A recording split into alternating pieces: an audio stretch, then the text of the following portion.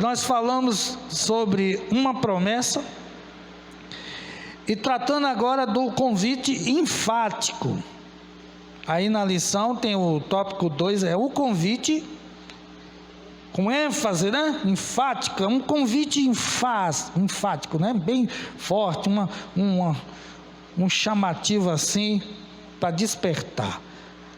Apocalipse 22,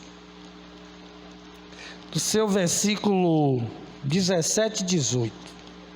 E o Espírito e a esposa dizem: vem. Ou seja, o Espírito é Deus, a esposa é a igreja, né? Vem. E quem ouve, diga: vem. E quem tem sede, venha. E quem quiser, tome de graça, favor imerecido, da água da vida, que é o Senhor Jesus. Porque eu testifico a todo aquele que ouvir as palavras da profecia deste livro, que se alguém lhe acrescentar alguma coisa, Deus fará vir sobre ele as pragas que estão escritas neste livro. Então a coisa é bem séria, não se pode revogar, não se pode mudar. Olha a gravidade do convite. Então isso não é um convite de qualquer um, dizendo: depois eu vejo isso aí, quando sobrar tempo, depois eu vejo isso aí, viu? Para a semana, para o mês, para o ano, eu vou ver aí, quando der vontade. Não, o convite está nos despertando para algo assim, de suma importância. Quando a gente dá verdadeira importância, a gente coloca a escolha secundária depois. Não, primeiro isso aqui, depois eu vejo isso aqui, porque é prioridade, é urgente. Quando tem aqueles papéis e documentos, tem aquela tarja assim, urgente, aí a gente entende o que? É para tratar imediatamente, não deixar para depois, é para ir logo tratando. Jesus se preocupou com os pecadores muitos antes da sua encarnação. Todos eram convidados para a salvação, pois esse era o seu alvo principal. Agora devemos entender o significado da encarnação, não é reencarnação, hein? Livro de João 1, versículo 1, diz que o verbo era Deus, o verbo, ou seja, a palavra, né? Ou seja, o logos, né? Os gregos, o grego koiné, era a linguagem do Novo Testamento. Os gregos viviam à busca do sentido da vida. Os filósofos, né? Eles viviam discutindo, né? Conversando, qual é o sentido da vida? Aí Jesus é o sentido da vida. Então está dito que o verbo, a palavra era, não que ele deixou de existir, já era, não, desde a eternidade é Deus. Deus é transcendente, ele está no início e no fim de tudo, é infinito. No início era o verbo era Deus, o verbo estava com Deus. E no versículo 14 diz: o verbo se fez carne, ou seja, se encarnou e habitou entre nós. E existem aqueles questionamentos, né? Que não é coisa de agora, de há muito tempo atrás. Religiosos discutindo sobre a pessoa de Jesus. E isso a gente aprende no seminário, uma disciplina que é Cristologia, o estudo sobre Cristo, a pessoa de Cristo. E de há muito tempo se vinha o debate: Jesus é Deus? Ele é só homem? Quando é o Espírito, como é que é isso e tal? E aí existem seguidores que ensinam assim, que Jesus, ele foi um ser criado, que ele é só homem, que ele não é Deus. Tem um segmento aí, que é das testemunhas de Jeová, que ensina essas coisas, né? Que Jesus não é Deus, que ele foi um ser criado. Deus menor. Outros o consideram como um profeta, né? E aí Jesus perguntou aos seus discípulos, uns dizem uma coisa, hoje esse questionamento já vem de há muito tempo. Um diz que foi Elias que ressuscitou e que reencarnou, outros falam disso e aquilo, e vocês dizem o que de mim? Aí Pedro, tu és Cristo, filho do Deus vivo. E nós temos aprendido a respeito da Trindade. A palavra Trindade não está escrita na Bíblia, mas está revelada de uma maneira clara e evidente em muitas partes das Escrituras, nos ensinando que é um Deus só, e as três pessoas da Santíssima Trindade: Deus Pai, Deus Filho e Deus Espírito Santo. Não é? Aí existem aqueles que falam, não existe isso. Tem aquele que chama unitarista, né? E se apresentam assim como pessoas bem-falantes, conhecedoras de muita coisa, e se não bateu na porta de vocês, vai bater um dia, viu? Estas doutrinas, estas heresias, que nos concílios de há muito tempo atrás, já havia sido condenado como heresia. Os que estudam até de uma maneira autônoma a história da igreja, vai observar que de tempos em tempos apareceram pensadores, e que até hoje existem grupos e igrejas que seguem essas filosofias, que não é coisa novidade de hoje, aparece como uma novidade, muita gente se deixa levar por esses enganos, mas aquele que observa e se mantém firme naquilo que está aqui dito, não se deixa levar pelas astutas ciladas de Satanás, porque o diabo, ele usa as Escrituras para deturpar. Ele tentou Jesus, citando trechos bíblicos. Não está escrito? Olha a artimanha dele. As seitas e heresias também vêm com Bíblia, fora do contexto, né? Pega um texto isolado e ali, aqui, está escrito aqui. E se a gente não tiver lendo as passagens paralelas, o que vem antes, o que vem depois, se a gente não procura também ser um bom leitor de livros bons, viu?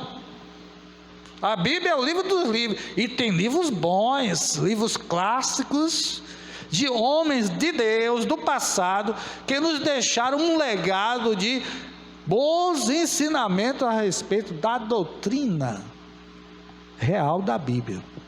Há coisas que são assim até hoje, estão nos ciclos dos debates, e são coisas que não foram totalmente reveladas na Bíblia, né? A palavra de Deus diz que as coisas reveladas são do Senhor, as encobertas pertencem a Cristo. E estas coisas encobertas para nós nos levam a especular. Eu acho isso, eu acho aquilo.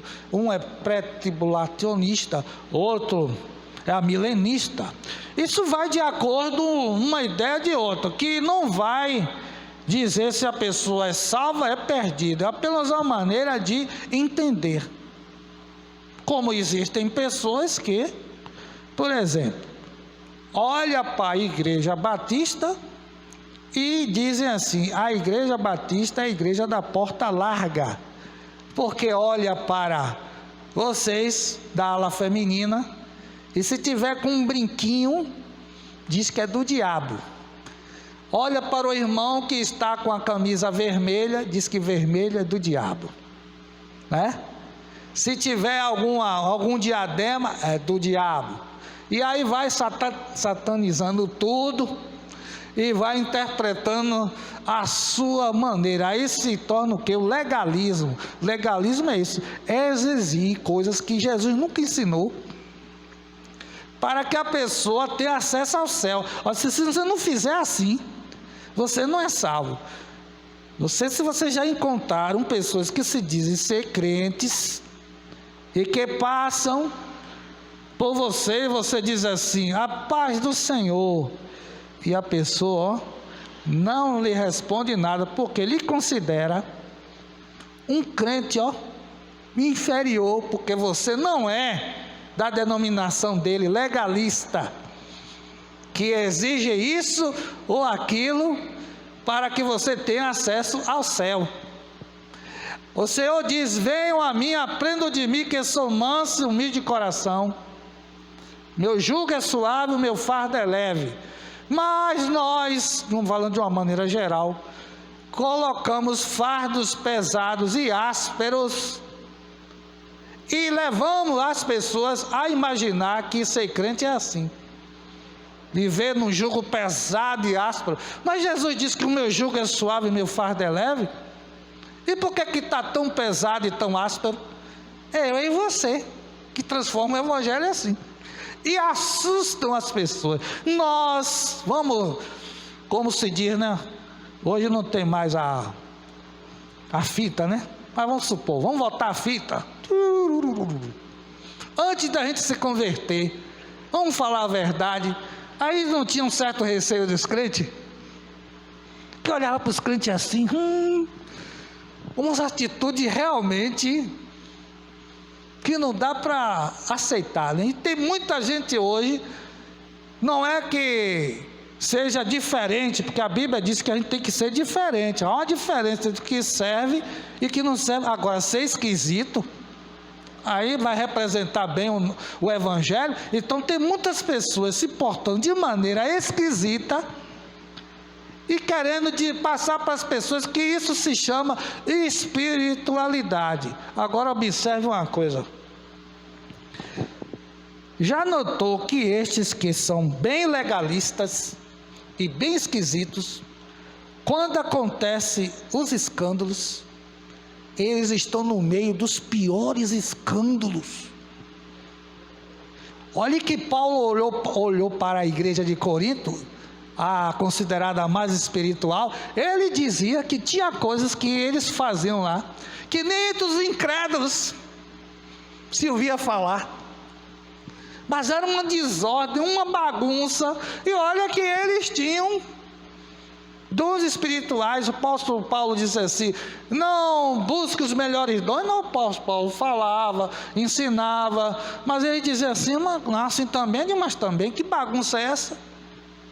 Ele até se privava de estar querendo se demonstrar melhor do que todo mundo, e para que todos tivessem verdadeira entender o que ele estava querendo dizer, ele disse assim: ó, vocês não estão assim, nessa agonia toda? Eu falo em línguas estranhas muito mais do que vocês todos, mas eu prefiro falar poucas palavras, mas que vocês entendam e digam o amém.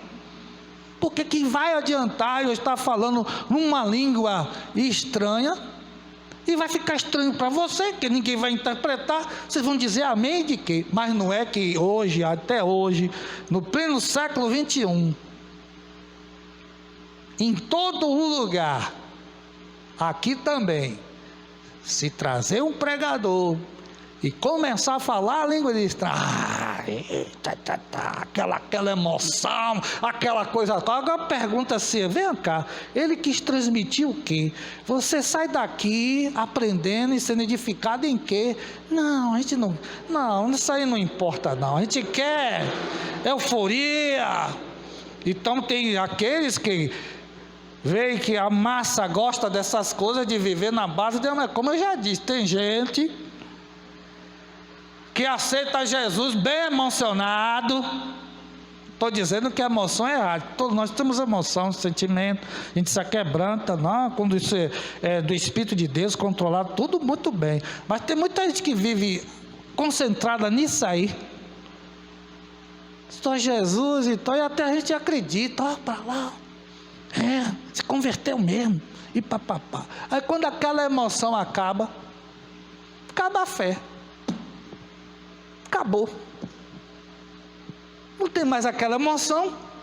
O pastor não trouxe a banda, não trouxe o pregador famoso, Aquela pessoa que liga o botão aí começa a falar para todo mundo em nome de Deus e papapá, aquela coisa. Aí assim vai as pessoas, preocupadas apenas com pragmatismo. O que é pragmatismo? Faça que dá certo. Mas rapaz, é como o presidente João Batista Figueiredo. Quantos se lembram dele? Foi o último presidente antes de ter aqueles presidentes que eram generais. Ele foi um dos últimos. Depois veio as eleições, aí veio outros candidatos civis. Aí o jornalista perguntou a ele, fazendo pergunta. Aí ele dizia assim: e aí, qual que o senhor achou? Olha, ele disse que sentiu uma diferença muito grande, porque no quartel só se fala de patriotismo, obediência, todo mundo em ordem, todo mundo a ler, né? Fazendo as coisas certinhas. Mas ele disse que do lado de cá já não era assim. Ele era um general. Ele dizia até que ele gostava de conviver mais com os cavalos dele, porque os cavalos lhe eram obedientes. E aí o que ele disse? Ele disse para um dos políticos que fazia parte do governo. Ele perguntou assim, numa das sugestões que lhe foram dadas. Ele então disse assim: mas fulano, e como é que fica o Brasil? Aí o político: mas presidente, tem o Brasil, quer dizer, que importa isso aí, rapaz? Deixa isso para lá, isso é o pragmatismo. Não interessa a doutrina, o que está escrito. Não interessa, rapaz, está todo mundo fazendo, a campanha é assim, faça desse jeito, bote superstição no meio, bote essas coisas todas aí. É isso que o povo quer, é isso que enche. Você vai ver que a condição da igreja financeira vai melhorar, você vai trocar de carro, você vai ficar, legal, faça isso aí, rapaz, está todo mundo fazendo e vai dar certo. E a doutrina? E a palavra? Rapaz, até você, rapaz, deixa isso para lá, isso é o pragmatismo, faça que dá certo. Não interessa o que está. Você tem tempo para ler? Você não tem tempo para ler, para meditar? Não tem. Então, para quê? Deixa para lá, pai. Não vê o que está acontecendo lá, ali naquela igreja, naquela outra, pastor tal, bispo, apóstolo, está todo mundo fazendo igual, você não vai fazer não, é? Fica aí. Eu já fui, já estou lá dentro, já estou enfronhado, já estou mergulhado, aquela agonia toda. Então, cuidado com esse tipo de pensamento, pragmatismo, faça que dá certo. E muita gente vai entrando nessa onda e vai se auto prejudicando, porque quando quiser se apegar na verdade, vai ver que essa coisa aí era tudo incerto. E por causa disso, o que tem de pessoas que estão hoje no sanatório, sanatório. Se alguém tem dúvida, visite sanatórios aqui da cidade, que você vai encontrar pessoas lá com Bíblia na mão, entoando corinhos dos cantores e harpas cristãs, conhecedores de versículos bíblicos, mas estão com a sua mente, totalmente estragada, porque seguiram um ensinamento deturpado.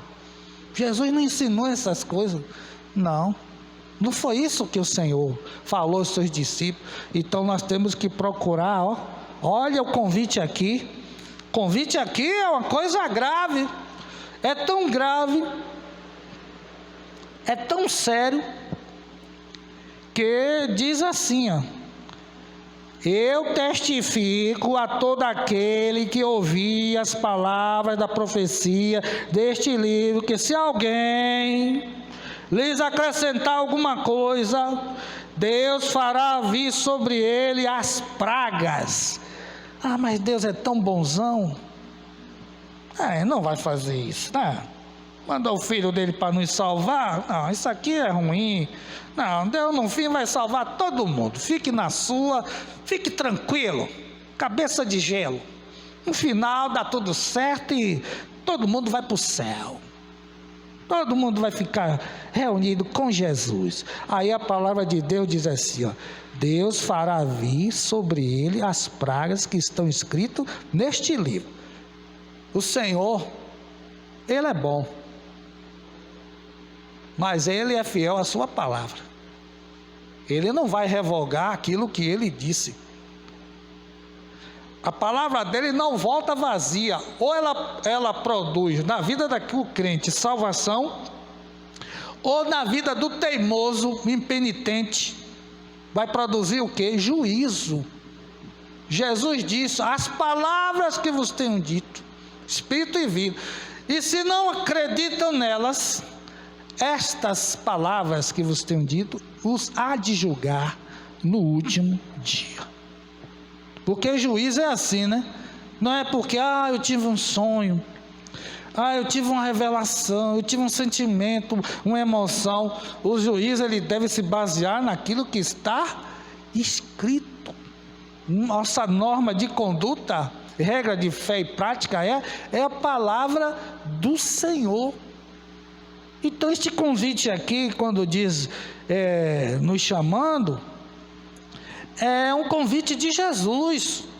Ele chamou, está escrito que mandou convidar os seus servos, mandou chamar as pessoas, e uns foram se excusando: não tenho tempo, e papapá, aquela coisa toda.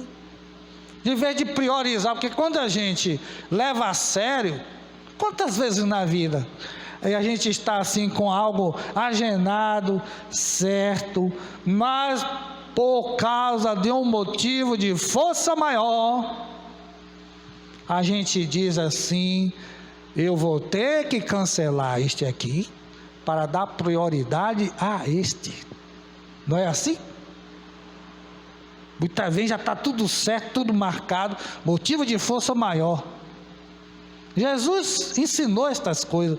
Mestre, o senhor não vai comer não? O senhor deve estar com fome. Ninguém deu comer um biscoitinho para ele, alguma coisa não? A ele disse: a prioridade não é a comida, eu tenho para comer. Agora não. Olhe os campos que estão brancos para sempre. Eu não tenho tempo agora para ficar parando, fazendo lanche. Eu vou ter que atender a estas pessoas que estão chegando a mim. Depois eu vejo isso aí. E quando a gente leva as coisas a sério, até o trabalhador, que ele está ali, né?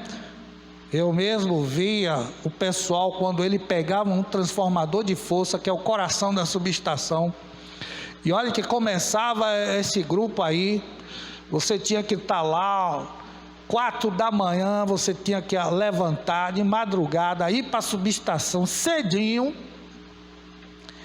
e existia um plano, um horário, você tinha que fazer tudo aquilo ali, abrir o transformador, trocar o óleo, mudar as peças defeituosas, e tinha que fazer os testes, aquela coisa, para quando, antes de chegar aquele horário, que era da interrupção, tá tudo pronto e certinho, para nenhum alimentador falhar, nenhuma cidade reclamar: está faltando energia aqui. Eles começavam cedo e não parava. Ninguém dizia assim: agora é hora do almoço, depois tem um relaxamento, a hora de descanso, coisa e tal. Não, eles ficavam ali, preocupados, botavam um cantinho do lado, tal, e começava ali, pá, e só se contentavam, como dizia assim: tudo firme aí? Pode ligar, pode dar ordem aí, pode liberar, então vamos meter fogo, hein? Aí tal, aí quando ligava, que alegria, consciência do dever cumprido. E muitos deles, até quando a situação era mais grave, eles varavam as madrugadas, porque nenhum deles tinha essa sugestão, vou deixar meu colega na mão, não, estou aqui com ele, começou junto, vai concluir isso aqui junto. Então, quando a gente estabelece prioridade, é assim. Agora, quando a gente não tem prioridade na vida, deixa para lá, tanto faz como tanto fez, está nem aí, nem chegando. Jesus está chamando, está convidando. Depois eu vejo, depois eu vou ver se eu aceito esse convite. Agora não, deixa eu cuidar de mim, tem muita coisa para fazer, estou muito ocupado, e pererei, aquela coisa toda. Então o Senhor se preocupou com os pecadores muito antes da sua encarnação, antes da fundação do mundo, na sua onisciência, que Ele já conhece todas as coisas antes, já nos conhece pelo nome. Todos eram convidados para a salvação, pois essa era o seu alvo principal. Ele veio para salvar. Aí vem o convite de Isaías. Isaías, no Velho Testamento, é conhecido o evangelista do Antigo Testamento, ou Velho Testamento. Por quê? Quando a gente lê o livro de Isaías, a gente percebe que ele aponta muito para Jesus. A gente compara assim o Novo Testamento, o Evangelho. Quando a gente lê Isaías, ele faz muita menção. A gente percebe nas entrelinhas que ele está falando de Jesus. Aí é por isso que ele é chamado do evangelista do Velho Testamento. Ele viveu 700 anos antes da vinda de Jesus, da encarnação do Senhor, e já era um profeta, um atalaia, que narrou a vida e o ministério messiânico do Messias, no capítulo 53 de seu livro, onde explicitou o amplo e geral convite do Messias para a salvação. Então, no Isaías 55, de 1 a 3, diz assim: todos vós os que tendes sede, vinde às águas. Que águas? As águas da salvação. E vós os que não tendes dinheiro, vinde, comprai e comei. Sim, vinde e comprai, sem dinheiro, sem preço, vinho e leite. Inclinai os ouvidos e vinde a mim, ouvi, e a vossa alma viverá. Olha como já está sendo o convite, chamado de muito tempo atrás. Aleluia! Então nós vemos aqui que a palavra de Deus, ela é harmoniosa. Os livros da Bíblia, eles não se contradizem, eles se harmonizam, eles se completam. O cânon, os 66 livros estão aí para a nossa edificação. Muitos outros livros foram colocados em cânones. Quando a gente estuda a história da igreja, vê que outros cânones foram formados, mas os pais da igreja, avaliando de uma maneira criteriosa e séria, e não foi qualquer um não, foi gente que entendia do assunto, e vendo a ortodoxia, a doutrina, aí muitos livros haviam, que hoje a gente pode ler, existe até as publicações que mostram os livros chamados apócrifos, ou seja, de origem desconhecida. Você pode ler, mas não considere como doutrina para a sua vida, porque lendo inteiramente esse livro, de origem desconhecida, mas que alguns cânones foram entregues para fazer a Bíblia, vai encontrar algumas coisas que ferem a doutrina. Então, se é assim, não vamos deixar aquilo que está de acordo, ninguém contraria ninguém. Aqui está, calibre 66, 66, esta é a arma, por ela sendo guiada. E hoje nós temos compilado, coleção de livros, bíblios.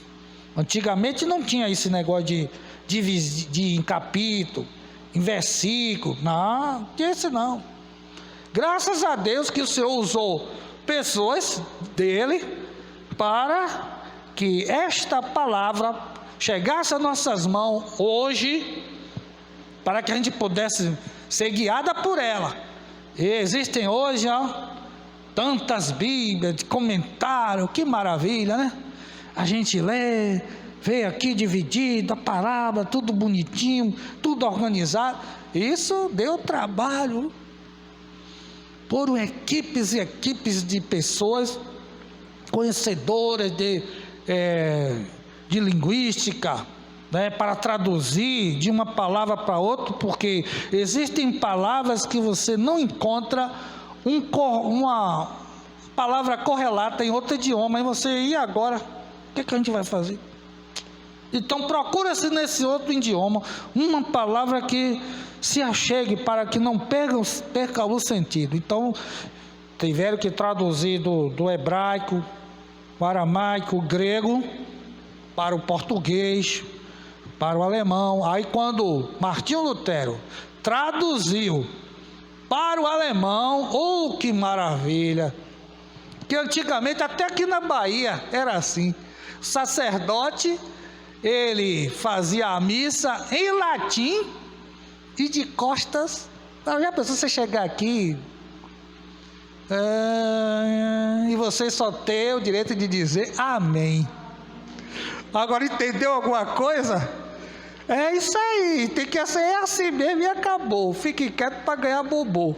Aí quando Martinho Lutero traduziu para o povo alemão, eita, que maravilha, o pessoal começou a ficar escolado, entendido, porque se dizia assim que o leigo não podia ler, não, só aqueles detentores, né, os bambambam da religião, os sacerdotes, é que podiam, porque o povo não tinha condições, capacidade de compreender. A que ponto chegou, né? Então, se hoje nós temos esta palavra, né, ao nosso dispor, vamos aproveitar e buscar o Senhor enquanto temos tempo e oportunidade. Então aqui o convite já veio lá desde Isaías, né? Um ministério marcado pelos convites. Depois de lamentar a incredulidade dos moradores de Corazim, Betsade e Cafarnaum, cidades achadas impenitentes, porque viviam no pecado, ainda assim Cristo lançou o seu amável convite para a salvação.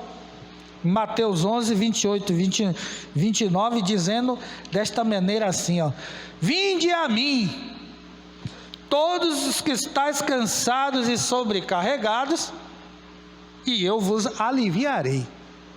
Se algum de nós aqui nesta manhã se encontra nessa situação, Jesus que morreu por nós, e que nos amou e continua nos amando, e quer o nosso bem, não é? Se o Pai nos deu o seu único Filho, não daria também com ele todas as demais coisas? Porque cabe a gente ser o quê? Obediente, para que o Senhor se agrade, né? Agrada-te do Senhor, Ele satisfará o desejo do teu coração. Este é o meu Filho amado, em quem me comprazo. Quando pai e mãe têm prazer dos seus filhos obedientes, o que é que os pais fazem pelos seus filhos? Mesmo que não tenha condição, não seja rico. Você que é mãe e que é pai, quando você tem um filho, uma filha que lhe é obediente, lhe dá prazer, o que é que você é capaz de fazer por este teu filho e tua filha? E aí pergunto, como é que conseguiu? Não tinha recurso, não tinha condição, como é que conseguiu? Sabe como é que conseguiu? O amor. Quando a gente ama, a gente consegue, né? Agora, se não ama, fica para depois, em segundo plano, né? Não liga, deixa para lá. Mas se ama. Assim, Jesus está convidando. Aí eu tenho a música do cantor cristão que diz assim: vinde a mim, tem uma canção assim, né? Ele convida, né? Ele está convidando, está chamando: venham, tomai sobre vós o meu jugo, aprendam de mim. O jugo é o domínio, né? O jugo é a canga do boi, que o boi animal precisa ser direcionado. Ele precisa ser direcionado por isso. Os mandamentos do Senhor, o jugo, não são pesados, porque Ele mesmo diz aqui, na sua palavra, tome sobre vós o meu jugo, aprendam de mim, porque eu sou manso, sou humilde de coração. O nosso Senhor é assim. E acharei descanso para a vossa alma, porque o meu jugo é suave e o meu fardo é leve. Quando a gente não se achega para Jesus, o que é que a gente experimenta na vida, no mundo? Um jugo áspero, uma carga pesada, que a gente não aguenta, e por não poder aguentar, e não ter condição de resolver, qual é o resultado, a consequência disso? Depressão, doença e perdição eterna. Mas quando a gente olha, como a Bíblia diz, aquele que tem ouvido, ouça o que o Espírito diz à igreja. E o Senhor está convidando a mim, convidando a você, porque diz: os meus pensamentos são de bem e não de mal. Ele chama, não é para a gente ter pavor, ter medo, para saber que um Pai amoroso, e Jesus Cristo, a ponto de dar sua vida por nós, se a gente merecer, essa é a maior prova de amor. Então é para a gente se achegar a Ele, abrir o coração, dizer: eis-me aqui, Senhor. Jesus não só convidou os pecadores para outra modalidade de vida abundante, mas prometeu também voltar sem demora para buscar os que aceitassem o seu convite. Apocalipse 22, versículo 7. Eis que presto venho, bem-aventurado aquele que guarda as palavras da profecia deste livro. Versículo 20. Aquele que testifica estas coisas diz: certamente cedo venho. Amém. Ora vem, Senhor Jesus. Que significa Maranata. Quando a igreja primitiva tinha muito esse anseio, e quando eles se encontravam, hoje a gente se encontra com o irmão, aí, a paz do Senhor e tal, eles tinham o costume de sempre estar lembrando: Maranata. Eu digo: irmão, Maranata, é isso, concordo, Maranata, ora vem, Senhor Jesus. E nós temos que manter acesa essa chama, ficar trazendo à memória o que nos pode trazer, porque se ficar encalcifado nas coisas deste mundo, que estão de mal a pior, a gente vai enlouquecer, né? Porque hoje só tem notícia aí, tudo piorando, e a gente tem que lembrar, que me dá satisfação, me dá alegria, as palavras do Senhor, meu mestre, aleluia. João 14, de 1 a 3. Não se turbe o vosso coração. Esta palavra é atual, é para hoje, diante de tudo que a gente está vivendo. Não se turbe o vosso coração, está valendo. Credes em Deus, crede também em mim. Na casa de meu Pai há muitas moradas. O que significa isso? Refúgio, castelo forte, segurança, proteção, abrigo certo, proteção de Deus, aleluia. Na casa de meu Pai há muitas moradas, ou seja, aleluia, vai para todos os salvos, todos que quiserem, não vai faltar. Se não fosse assim, mas é assim mesmo, eu teria dito, ou seja, se fosse o contrário, ele iria informar. Mas ele está aqui afirmando algo verdadeiro, palavra fiel e digna de toda aceitação: vou preparar-vos lugar. E este lugar já foi preparado, já está tudo lá, bonitinho, ajeitado, né? Tudo pronto, esperando a igreja, os remidos. E o Senhor vai dizer: vinde benditos do meu Pai, possuam por herança o reino que vos está preparado desde a fundação do mundo. E se eu for, ele foi, né? Voltou para a sua glória, deixou o esplendor da sua glória, sabia o destino aqui, ele veio, cumpriu a sua missão, e no último fôlego de vida como homem, Ele disse: está consumado, nas tuas mãos entrego o meu espírito. Mas ao terceiro dia, como ele disse, vocês podem destruir este templo em um dia, mas em 3 dias eu vou reconstruí-lo. E ao terceiro dia ele se levantou. Está vivo e o túmulo dele está vazio. Se eu for, ele foi, vou preparar um lugar, virei outra vez. Isso é uma das coisas que a cristandade crê. Jesus voltará. Ele voltará. Não para se submeter a martírio, a sofrimento, a morrer outra vez na cruz, não. Ele veio como um cordeiro para ser imolado, para ser sacrificado em favor de muitos, mas agora ele virá como o Senhor. Aleluia. Não, ele agora, como a Bíblia diz, diante dele todo joelho se dobrará e toda língua confessará que ele é o Senhor, até mesmo aqueles que o traspassaram, que mataram, promoveram a sua morte, eles hão de reconhecer que só o Senhor é Deus. E ele disse: virei outra vez, vos levarei para mim mesmo.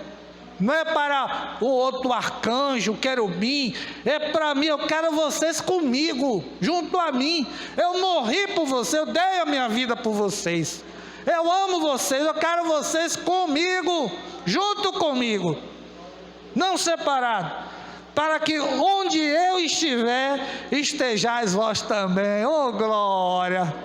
Como é bom andar, aleluia, sempre com amigo, maior amigo do lado, né? Aqui a gente na terra tem aquele desejo de estar acompanhado, e bem acompanhado. Quantas vezes a gente não quer ir em algum lugar sozinho? A gente pede a prima, o irmão, o parente, o derente, uma pessoa: bora comigo, é que eu não quero ir sozinho. Até mesmo nos restaurantes, a mulher, quando quer ir no toalete, não quer ir sozinha, quer ir acompanhada. Veja como é o desejo do ser humano, né? Ninguém gosta de estar só. Até o Senhor, quando viu que tudo que ele fez era bom, olhou para o homem, olhou para os animais, todo mundo tinha uma parceira, tinha uma fêmea, mas o Adão sozinho. Aí o Senhor: não é bom que ele esteja assim, sozinho. Fale-ei uma adjutora, esteja ao seu lado. E nós temos esses desejos assim de viver em companhia, que ninguém é uma, por isso que existe a igreja. É a nossa base, né, de força, né, a base de apoio, a família, né, o lar, as pessoas. E quando a gente fica assim muito tempo sem ver as pessoas, a gente sente falta. Isso é na vizinhança: cadê fulano? Cadê fulano? Está bem? A gente já fica preocupado. Eu não vi ele hoje. Cadê? Já faz 3 dias que eu não vejo fulano. Cadê Maria? Como é que vai? Aí a gente quer saber, porque a gente gosta de estar junto, né? Bem acompanhado. Aleluia. Então assim o Senhor diz: para que onde eu estiver, estejam vós também. Aleluia. Oh glória. Louvado seja o nome do Senhor. Então fica a pergunta, né? Aqui, ainda concluindo essa parte aqui, nas últimas palavras do livro, ainda há espaço para o Senhor repetir mais uma vez seu amoroso convite: aquele que tem sede, venha, e quem quiser, receba de graça. Que daríamos ao Senhor pelos grandes benefícios que nos tem feito? Quem é que nos satisfaz? Quem quiser, receba de graça a água da vida. Então, para a nossa meditação, tem certeza de que já aceitou, já recebeu pessoalmente o convite de Cristo? Temos a certeza disso? Aleluia. Se assim é, permanecemos neste amor. Então aqui só falando esse terceiro aqui, a gente conclui de vez. Agora Jesus é o convidado. Apocalipse 22, 17 diz: o Espírito e a noiva, ou seja, a igreja, dizem: vem, chamando o noivo, quer dizer, aquele que ouve, diga: vem. Vemos aqui um convite diferente, total e final. O Espírito Santo e a noiva, que é a igreja, são inseparáveis, porque a igreja tem o Espírito de Cristo. O Espírito Santo está daquele que é do Senhor. A Bíblia diz: vós sois o templo e a morada do Espírito Santo. Então são inseparáveis.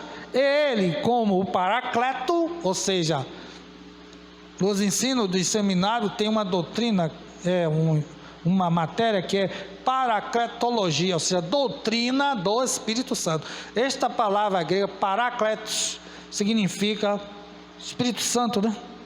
E o Paracleto a inspira, assiste, está junto, orienta, guia e dá vida. Dá vida, glória a Deus. João 16, Espírito Santo está conosco todos os dias. Capítulo 16, de 13 a 17. Mas quando vier aquele Espírito de verdade, que é o Espírito de Cristo, ele vos guiará em toda a verdade, porque não falará de si mesmo, mas dirá tudo o que tiver ouvido e vos anunciará o que há de vir. Ele me glorificará, porque há de receber do que é meu e vou-lo há de anunciar. Tudo quanto o Pai tem é meu, por isto vos disse que há de receber do que é meu e vou-lo há de anunciar. Um pouco e não me vereis. Ele ia voltar para a sua glória. E outra vez, um pouco e ver-me-eis, porquanto vou para o Pai. Então alguns dos seus discípulos disseram uns para os outros: que é isto que nos diz? Um pouco e não me vereis, e outra vez um pouco e ver-me-eis, e porquanto vou para o Pai. Eles não entenderam, mas hoje você entende, né? Hoje a gente entende. Um pouquinho de tempo, o que há de vir virá, não tardará. Gálatas, capítulo 5, 16. E digo, porém, andai em espírito, e não cumprireis a concupiscência da carne, porque a carne, os desejos egoístas, cobiça, luta contra o espírito, e o espírito contra a carne. E estes se opõem um ao outro, para que não façais o que quereis. Isto o apóstolo Paulo sentiu. Ele diz: o mal que não quero, este faço, e o bem que quero, este não faço. Por isso que Jesus disse: sem mim, vocês não vão poder fazer nada. E por isso que tem muita gente que se atrapalha, porque quer por si mesmo conquistar o céu, ser salvo, ser perdoado, querer ser santo, pelas suas próprias forças. Não vai conseguir. Eu quero me libertar, aí faz um bocado de coisa, quer se libertar do fumo, da cachaça, da prostituição, mas não quer que Jesus assuma a direção, o domínio da vida. Não vai conseguir. Mas se sois guiados pelo Espírito, não estás debaixo da lei. Ou seja, não será punido, porque está andando em santidade. Glórias ao Senhor, aleluia, aleluia, louvado seja o nome do Senhor. São três personagens: o Espírito, que é o Espírito Santo, a noiva, ou a igreja, e mais o que houve, talvez os redimidos de todos os tempos, a convidar insistentemente o Senhor Jesus, para que numa rogativa conjunta, muitos possuem a mesma ansiedade, pois muitos possuem o mesmo sentimento, o mesmo desejo de que a sua promessa de voltar sem demora se cumpra o quanto antes, dizendo, Apocalipse 22, 20, vem Senhor Jesus, vem, vem Senhor, vem. E aí fica a pergunta: você tem desejado e chamado pela volta de Cristo? Aleluia. Teremos isso mesmo de verdade? E quando a gente quer isso de verdade, é como o Senhor diz: se desvencilhe de tudo, corra, de tal maneira que você possa alcançar o primeiro. Todos correm no estádio, um só alcança o prêmio. Corra, se esforce, Vá, deixe tudo para trás, se desvencilhe de tudo que lhe atrapalhe, prossiga, corra a carreira que está proposta, porque a nossa chance é agora. Não deixemos escapar.